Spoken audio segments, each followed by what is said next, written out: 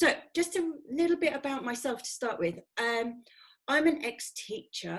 I started working in middle schools and then I moved to primary schools. I also taught abroad in Venezuela for a few years, coming back to England. And I've been doing online tuition for just over 3 years. And my journey with online tuition started when I got, sorry, someone else has just come in. My online journey started when I got a request from someone living in Sudan, and they said, would you be able to tutor my children? They're 6 and 8. And I said yes. And I had 1 week to work out what to do. And it turned out really successfully. And so now about 70% of all my tuition is online.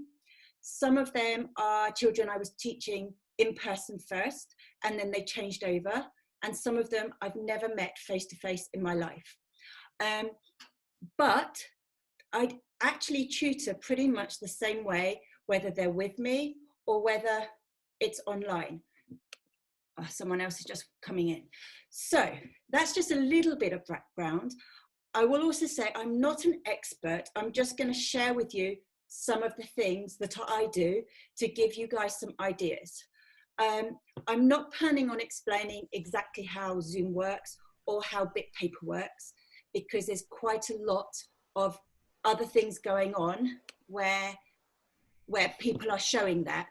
And I wanted to make this specifically for primary tutors, because a lot of it makes a lot more sense. For secondary, you go, oh yes, I can see how it works, but how does it work for primary? So that's my focus of today's session. So what I'm going to do is I'm going to share my screen to show you BitPaper. So hopefully everybody can see. Now, maybe you could put your thumbs up if you can see everything, see my screen okay. Great. Perfect. And then there's a few people with their cameras off, so I can't see them, no problem. Okay, so what I thought was, I brainstormed what sort of things I felt were important to know as a primary tutor versus secondary tutor or teaching adults. So the first thing, with my normal face-to-face sessions, it's very hands-on, quite interactive, and I wanted to make sure that it was exactly the same with the online. So wherever possible, I would really recommend that you allow the children to have access to the whiteboard and be allowed to draw and write on the whiteboard. It really doesn't matter if it's not that good, just anything, it helps them out a lot. And they really enjoy it. After the first session, when everything's new, sometimes they can get overexcited, scribble all over it. But after the first session, that normally calms down.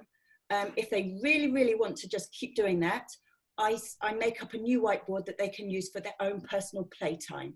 And then they have that and they can do whatever they like on that board, so that the board that I have with them is just for work.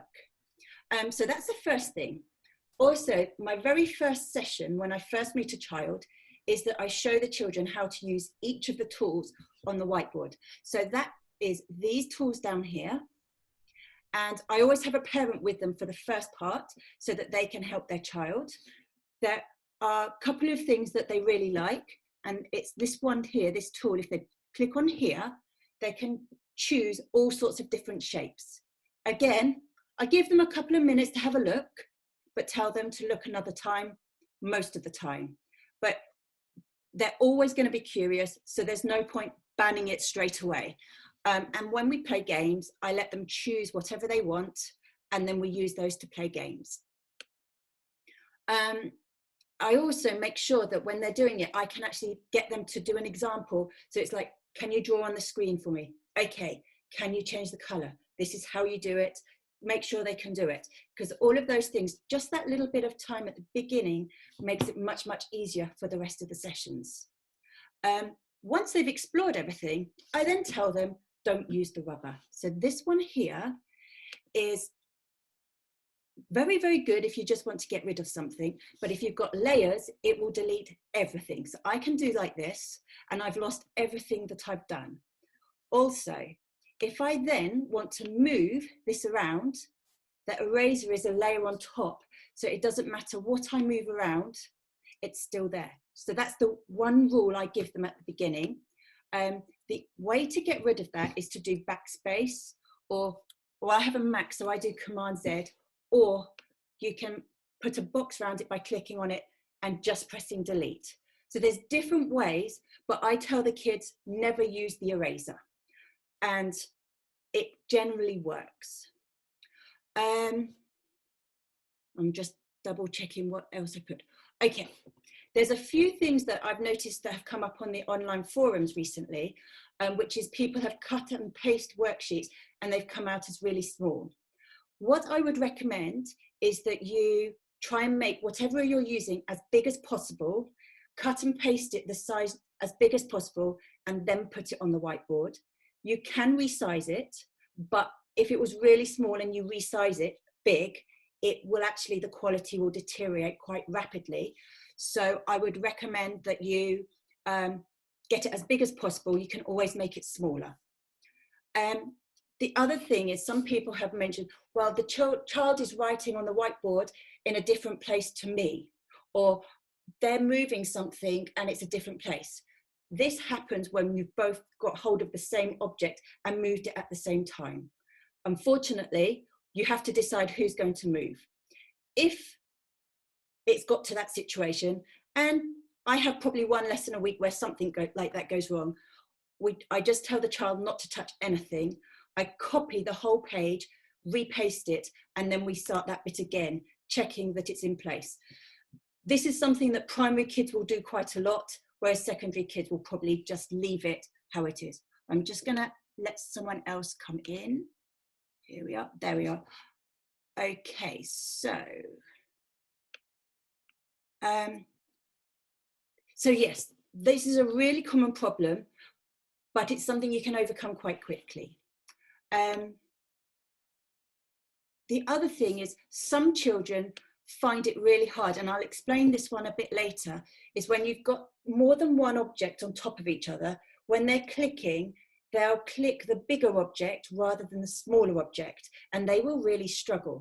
So it's really useful to talk to them through how to change it back.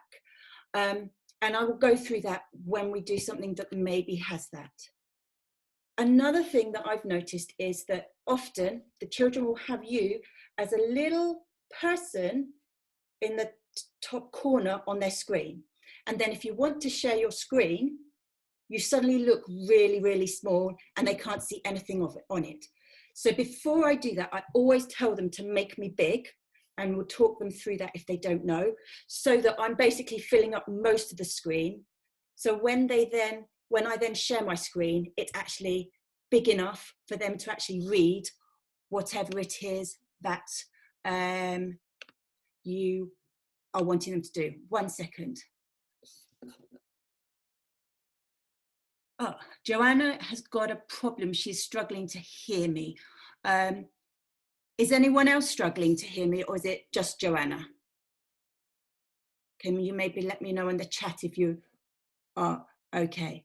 Okay, Miralee says it's perfect for her.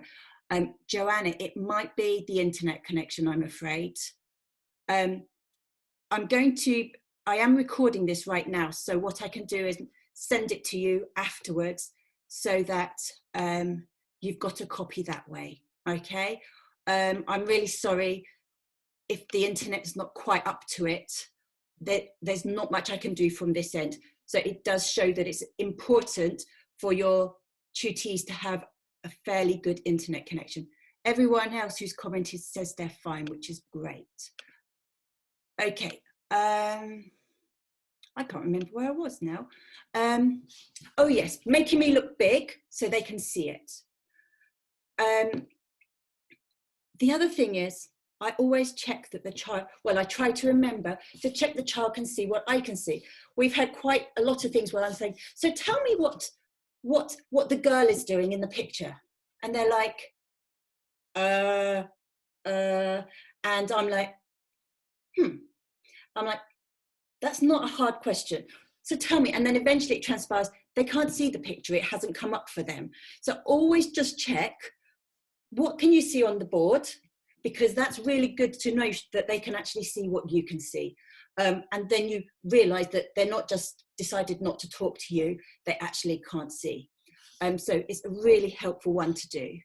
And then my final major recommendation would be to change pages rather than enlarging work. This page is almost, it can extend a long, long way away. But actually, I choose to change pages because we can then go backwards and forwards much more easily. So that's a brief introduction. I know there was a lot of information there, but I think there's some quite key things. One moment, Catherine, I've unmuted you. Oh, I'm on an iPad. Yes. So, but how do I get a keyboard so I can type something? Is there a way? Yeah, for the bit paper, at the bottom, can you see a T? Yes, yeah. So if you click on that, I've never done it on the iPad, but I'm pretty sure if you click on the T, you should get a keyboard come up. Oh, no.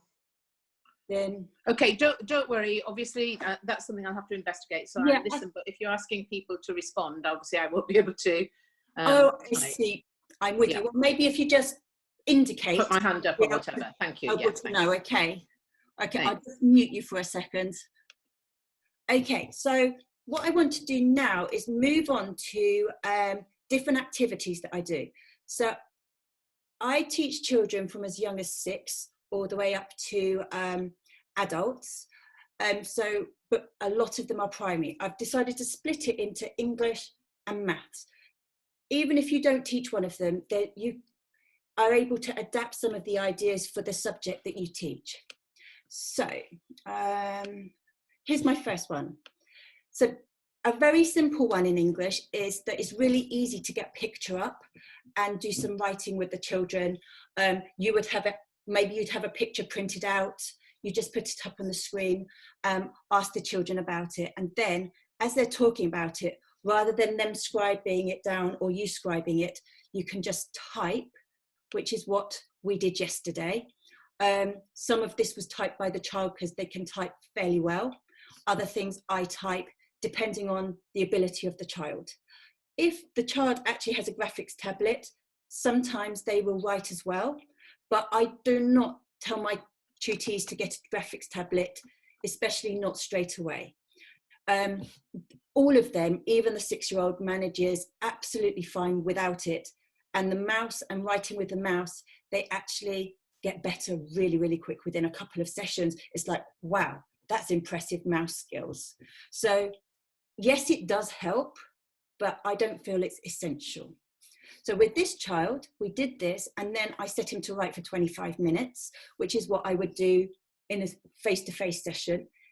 And then this is a different child, but what they do, I get their parents to take a photograph of their work and WhatsApp it to me. And I've got WhatsApp on my computer, so I literally just copy and paste and stick it on the whiteboard so that they can see it, I can see it, and then we go through it together. Depending on what we're looking for will depend on what we do. It literally takes half a minute to do. The parent just comes in, takes a photo with their phone, sends it to me, and it's there. So it's not something that needs to be done and made a big deal of it. It's really quick. While they're doing that, we'll just chat about how your day is or something they're learning at school. It works really, really successfully. It also means that we end up with the child does not lose the work, or if they do, I've got a copy of it. So there's no meltdowns, which I've had before when the work's gone missing between sessions. So it's not particularly exciting, but it does work really well. Another thing I do is I play a lot of games. So I've just got a few phonics games here.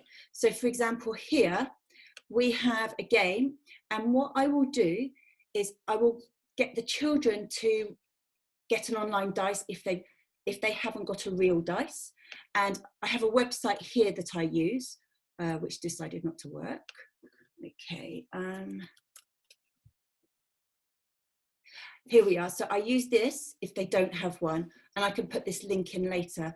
And we just press cast, we get a number. Sometimes it's slower than other times. And then we go back to the original page and with a character or shape or whatever, we move along. Now, this is where the children can find things a bit tricky to start with. If you see this little character, if they don't click on the character itself, they end up clicking on the board, and then the board moves around, not the character. So what I have done, which works really well, is I just draw like a blob or something somewhere completely different, and I say to the child, click on the blob, now click back on your character, should have a green box around it, now you will move the character. So they find it hard because they don't realize what they're moving, but you'll see the board move instead. So that's telling them to click off the board. They never quite know what that means. So by having a blob or something to click on, it works much better. So I would say that's definitely a primary issue with some of the children, but this has been a really good workaround. And then from here, either I will move the characters if they don't have the whiteboard or control, or they're using a device that doesn't work, or I will try and let them do it. I will also have them having the dice up so that they can actually roll their own dice. They could be lying to me about what number they get. I don't really mind, but they have the control, just like if you were doing it face to face. The really good thing about this dice while I'm here is that you can use it to create 4-digit numbers, and you can have several dice. So if you're doing 4-digit addition, you can just use it to create 3-digit numbers for this time, but next time 4, and so you can do random questions. So I don't tend to use that many worksheets. I tend to use the dice to randomly make up questions. So they will do that, I will do that, and then we'll decide what the rules of the game are. And you can change it to, so if you're just doing number bonds to 10, you can just have it as a 10-sided dice. So you can adapt it to however you want. And that works really, really well with primary kids. So that's that game, which is, you can see how that game can work for any type of thing. Also, what I've done here is just showed you phonics.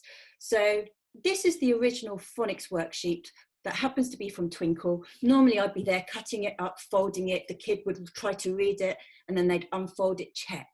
So online, what I do is I still have the worksheet, but I've literally just put white blocks so that once they've had a read of it, they can move it off. And then I've got another one for the next one, and so on. So it's not exactly the same, but it works in a similar way. And I find it really successful. So it's about learning how you can adapt what you used to do slightly differently so that you can still do very similar things. I've got another one. This was another, again, from Twinkle, another alternative spelling worksheet. So this was the original, and the children would write the words and so on. The way that I use it online is that I've cut out each little bit, and then instead of them writing each word, they look at the picture and then they move it underneath the correct column. So I don't get them to necessarily write out the whole word, or you could on paper and then they could send it to you, or you could get them to do it on a whiteboard and they hold it up to the camera, but actually they're still doing the same task of trying to work out how you would spell the word by thinking about the sound and which spelling it is. So those are a couple of ways that I've adapted phonics type of worksheets to make it a little bit more like when they're face to face. Another one that I do a lot is crosswords. And so the children will often use the ruler, which is underneath, is on top of the pencil, and then when they found whichever word they're choosing, they can just draw a line straight through. If they draw a really bad wiggly line like this, I'm like, it doesn't matter. Or they might choose to do it sort of round this, depending on their mouse skills, depends on how it looks. Some of them might choose to do a shape, so they'll actually go, oh, I'm going to choose the box and I'm going to draw a box around it instead. So I wouldn't say they had to do that the first time, but gradually they sort of get a bit more confident, and then they're like, oh, hang on, can I do this? And it's like, why not? So again, I would do word searches with the kids face to face. I do them online. Another one, spelling. So this is for an older child who had to learn all the year 5, year 6 statutory spellings. So we turned it into a game. And the rules of the game were that if she spelt the word correctly, she moved according to a number on a dice. If she spelt it incorrectly, I moved. So there was a bit of a competition. She wanted to get them right, but it wasn't just a case of doesn't matter. And so what she was able to type really well. So she would type the word, and I would also type the word, and then I would get her to compare if her spelling was correct or incorrect. If she got 3 or 4 wrong, I would choose a word that I was pretty sure she could get right, just to sort of encourage her. But she was pretty good with most of them. And it just made like a spelling test type of thing a lot more interesting. And I think when you're working online like that, it's quite important to try and make it a little bit more interactive and interesting, because you can't do it exactly the same way. Now, what have I got next? Oh, comprehension. So for comprehension, I literally just copy the text from a scan that I've already got, or if it's a Kindle, I can copy it straight from Kindle.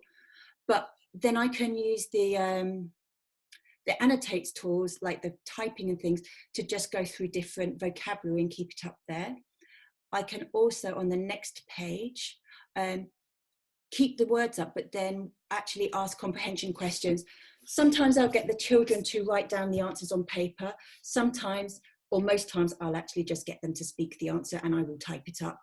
I think for this one, we were practicing comprehension, but using the words so and because and something else rather than just pure comprehension. So it's just sort of very similar, not that much different, but we've actually just got the copy of it the whole time. And then, oh yes, and then with games, I have a lot of different game boards, and if you just Google them, there's so many that you can literally just copy and paste. And after we've played them a few times, what happens is the children decide they want to adapt them. So they have their own ideas. So this child, she decided that every time you landed on a blue number, you would go forward 2 spaces. If you landed on red, go back. And then she coloured a few in to change it. So I'm all for, if you want to change the game, change the rules, no problem. We agree on the rules, so we play fairly. I've got a really popular one is snakes and ladders, and they create extra ladders and extra snakes. Just different children like different ones. I give them a choice. And you can see here that this child, she chose to have parrots as the counters that we move. And what I'll do is I'll just go on to Google, and maybe, yesterday I think we had ice cream. So it was cookie, ice cream in a cone. It was very specific. And then I would just go to the images, and then literally I copied and pasted a picture from the internet, and then went back to the paper and pasted it on the board, resized it, and there's our counter, and then I choose one for myself. So I give them quite a lot of freedom in whatever they want to choose. It keeps their attention, it keeps them engaged, it keeps them interested, and it works really well. So sometimes they'll choose a picture from here, like different animals. Sometimes skulls are very popular at the moment for some reason, and also unicorns. And other times it really is very, very random what they choose. But it works really, really well. So that's my main things about English. What I think we might do, I'm just looking at the time, because as I said, I've only got the the free version for 40 minutes. So I'm wondering whether this might be a good time if we all cut off and then rejoin straight away, just so that we can then keep going and I can answer questions as well. How does that sound to everyone? Is that okay? Yeah? Okay, so I'm going to end the meeting for everyone. And then if you just give it 30 seconds, I'll then restart the meeting, okay? And let you all back in. All right, I'll see you shortly.